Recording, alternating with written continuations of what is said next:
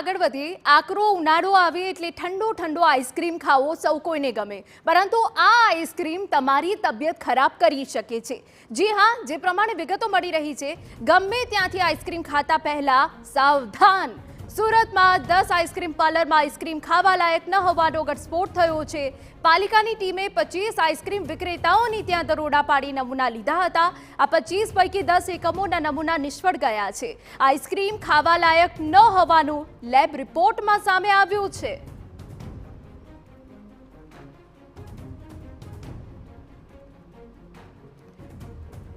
તો તમને વિગતો આપી દઈએ કે જ્યાં 25 પૈકી 10 એકમોના નમૂના નિષ્ફળ ગયા છે, આઈસ્ક્રીમ ખાવા લાયક ન હોવાનું લેબ રિપોર્ટમાં સામે આવ્યું છે। સંવાદદાતા બળદેવ સુથાર વધુ વિગતો આપી રહ્યા છે। બળદેવ, આઈસ્ક્રીમ રસિયાઓ માટે તો આ સૌથી ચોંકાવનારા સમાચાર છે કે ગમે ત્યાં આઈસ્ક્રીમ ન ખાવું જોઈએ। 25 એકમો પર આ કાર્યવાહી થઈ છે, શું વિગતો મળી રહી છે?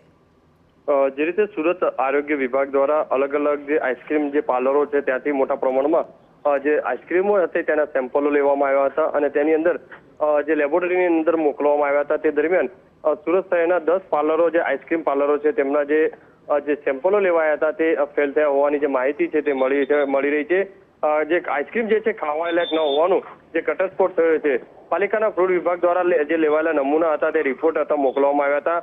મહત્વની વસ્તુ છે, એક બાજુ જે ગરમીનો માહોલ ચાલી રહ્યો છે ત્યારે લોકો છે તે રાત્રિના સમયે જે છે પરિવાર સાથે જે આઈસ્ક્રીમ ખાવા, ઠંડી પીણી વસ્તુ ખાવા માટે નીકળતા હોય છે ને ત્યારે જ આ રીતની લોકો છે ભેળસેળ કરતા હોય છે ને તેના કારણે લોકોનું આરોગ્ય છે તે જોખમમાં મુકાતું હોય છે। આરોગ્ય વિભાગ દ્વારા 25 થી વધુ આઈસ્ક્રીમ વિક્રેતાનો ત્યાંથી 29 આઈસ્ક્રીમોના જે સેમ્પલ લેવામાં આવ્યા હતા, જેની અંદર જે 10 નમૂના જે ફેલ થયા છે, જે અલગ અલગ જે દુકાનો છે તેમની સામે આજે આરોગ્ય વિભાગ દ્વારા નોટિસ આપી અને કાર્યવાહી કરવામાં આવી રહી છે।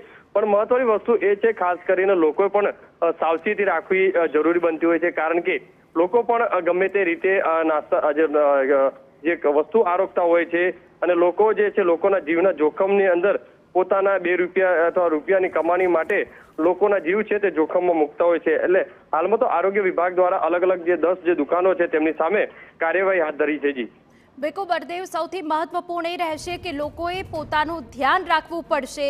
ગમે ત્યાં આઈસ્ક્રીમ ખાતા પહેલા 25 પૈકી 10 એકમોના નમૂના નિષ્ફળ ગયા છે ને હવે આ જે 10 એકમો છે તેમના ઉપર કાર્યવાહી કરવામાં આવી રહી છે।